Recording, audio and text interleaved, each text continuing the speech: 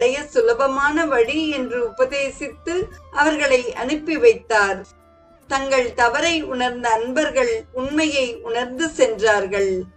சிவவாக்கியர் தியானத்தில் ஆழ்ந்தார். இறைவா, மக்களுக்கு தூய்மையான எண்ணம் உருவாவதற்கு நீதான் கருணை காட்ட வேண்டும் என்று வேண்டினார். இவர் தன் அனுபவங்களை பாடல்களாக எழுதினார். இவரால் இயற்றப்பட்ட பாடல் சிவவாக்கியம் என்று அழைக்கப்படுகிறது.